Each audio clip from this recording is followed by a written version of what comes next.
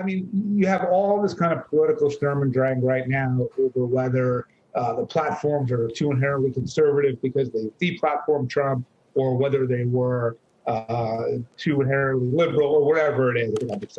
But fundamentally, look, I would argue they're not conservative, they're not liberal, they're not Republican, they're not Democrat, they're not anything other than what they're supposed to be, which is a company dedicated to maximizing profit for shareholders.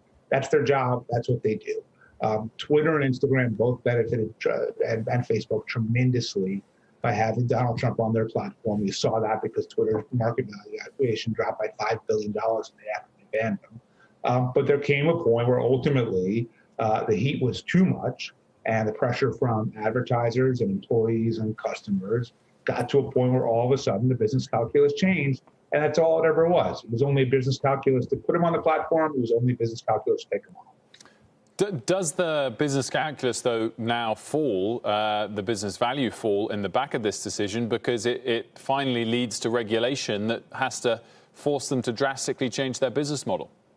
Yeah, it very much could. Now, in reality, Section 230, the Communications Decency Act, which is the federal law that protects platforms like Facebook and Twitter from liability for what their users post, was probably going to be changed or repealed in some form anyway. It actually has pretty broad bipartisan support. In fact, that's one of the few things that Trump and Biden both agreed on.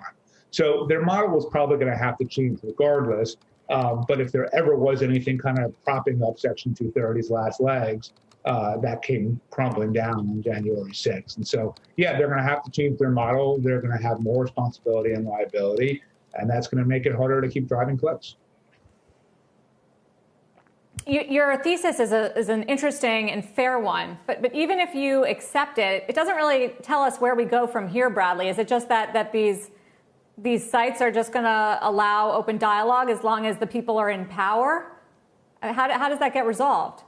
Yeah, I mean, I think, look, right now, there's a moment for Washington to act, whether it's Section 230 or new privacy regulations, some sort of U.S. version of what Europe has in GDPR.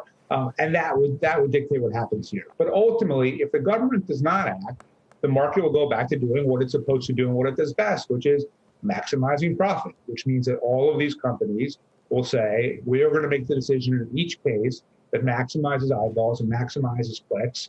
And if there comes a point where all of a sudden that does more harm than good, we'll kick off whoever it was. But until that point, we're going to keep them on. And by the way, we're talking about Facebook and Twitter, but there's parallels here for Apple with the App Store and AWS for web hosting and everything else, too. Bradley, I guess no company is perfect, but this past week or two, have we had the clearest indication yet that the social media companies know that their business model is doing harm in return for dollars? Have we had a great sort of duplicity in the way they've gone about this and made these announcements and made these changes as if it's the first time they've ever realized that? Absolutely. So Jack Dorsey, from what I can tell, I don't know, but seems like a pretty good guy. He's given away billions of dollars for causes that seem worthwhile. So on one hand, that's admirable. But those billions of dollars that he has came from money he made from advertising revenue, which drove the share price of Twitter, a lot of which came from having Donald Trump, the controversy that he brought, onto the platform. So if you said societally, what might have been the better outcome, never giving Donald Trump a platform on Twitter and maybe not having the presidency at all, or the couple of $1 billion that Dorsey made and then gave away, clearly a lot of people would say that we were better off not having Trump in the White House first. So all of these companies are making decisions based on maximizing their own profit. They may then choose to try to do something good with the money afterwards, but that's almost besides.